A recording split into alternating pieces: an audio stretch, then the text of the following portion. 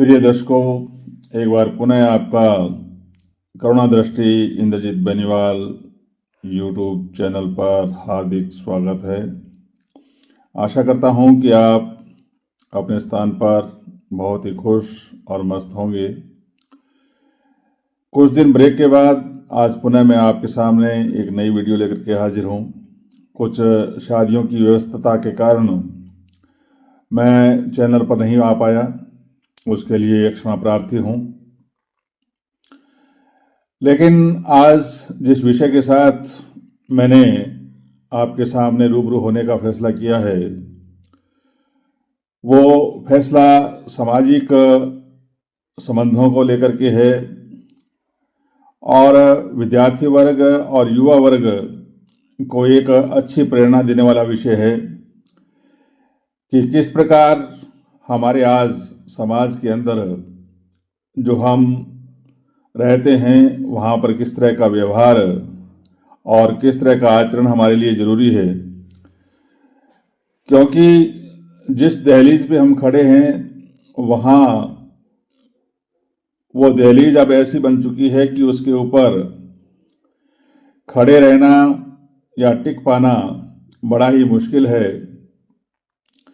इसके लिए एक शायर ने बहुत ही अच्छी बात कही है, चाहे जमीन अच्छी हो, खाद अच्छा हो, पर अगर पानी खारा है तो फूल कभी खिलते नहीं हैं।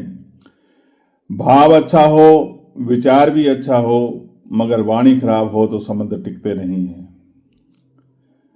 हमारी भाषा, हमारा आचरण तय करती है।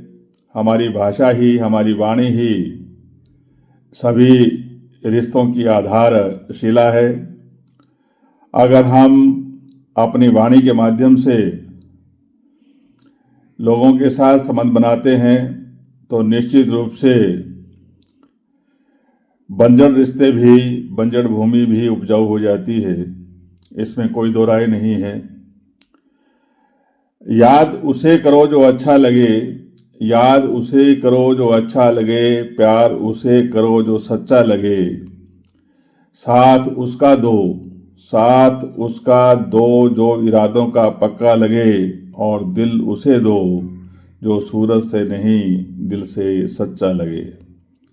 आज के ज़माने में, आज के इस माहौल में जहाँ हम विचरण कर रहे हैं या सामाजिक संबंधों को मजबूती देने के जो प्रयास विभिन्न समाज सेवियों द्वारा किए जा रहे हैं, उनके अंदर भी उनको भी अपने इस विषय पर संघर्ष करना पड़ रहा है कि हम इस सामाजिक ताने बाने को किस तरह से मजबूत रखें।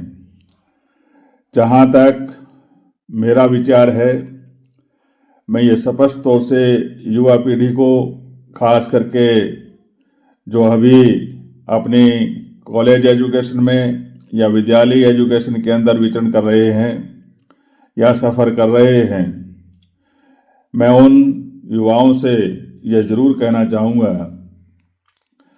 कि अगर आपने सामाजिक ताने बाने को मजबूती देनी है तो निश्चित रूप से आप उन सभी पहलुओं को बड़ी बारीकी से समझें।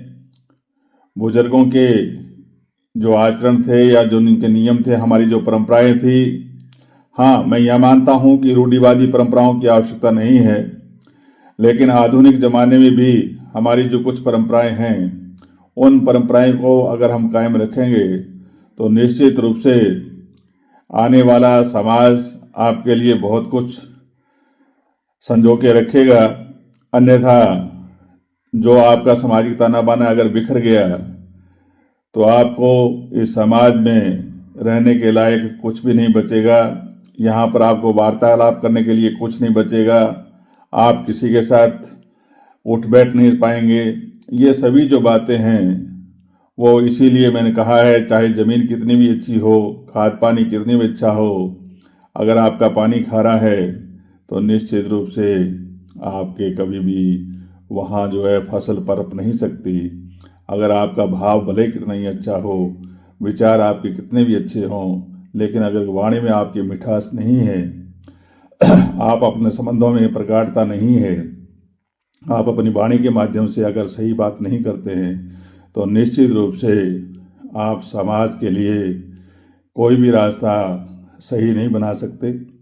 अपनी वाणी पे आप ध्यान दें, मधुर संबंध रखें, और अगर वाणी आपकी सही है तो निश्चित रूप से आपके जो रिश्ते हैं वो मजबूत रहेंगे, अन्यथा आपके रिश्तों को कोई बचा नहीं सकता और समाज के इस ताने बाने को कोई सुलझा नहीं सकता, क्योंकि यही तो हमारी पहचान है कि हम किस तरह से अपनी वाणी के माध्यम से लोगों के साथ व्यवहार करते हैं और किस प्रकार से नहीं करते हैं। तो मैं ये कहना चाहूँगा कि आप अपने जीवन में मीठी वाणी बोल करके जग अपना कर लीजिए, क्योंकि देखिए, कौवा किसी का कोई धन खाता नहीं है और कोयल किसी को देती नहीं है, लेकिन सिर्फ वाणी का फर्क है।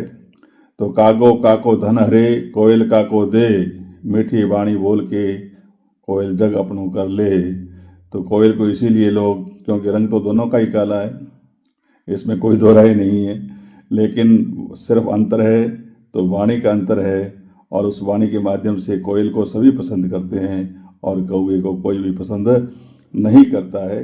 तो अंत में मैं यही कहना चाहूँगा कि आप अपनी वाणी की जो धार है वो इसको इस तरह से रखें कि लोग आपका इंतज़ार करें, आप जब यहाँ से जाएं तो लोग आपको जाने से मना करें। इस प्रकार का व्यवहार आपका होना चाहिए। इसी आशा के साथ आपके प्यार और स्नेह के लिए एक बार पुनः आपका बहुत बहुत आभार, और मैं चाहता हूँ कि आप बहुत जल्द मेरे साथ मेरे चैनल को सब्सक्राइब कर जुड़ने का काम करें, ताकि हम आगे और भी अच्छी बातों का और अच्छे जो विषय हैं उनको ला करके उन पर चर्चा कर पाएँ और अपने जीवन को सफल बनाने का प्रयास करें। जय हिंद, जय भारत।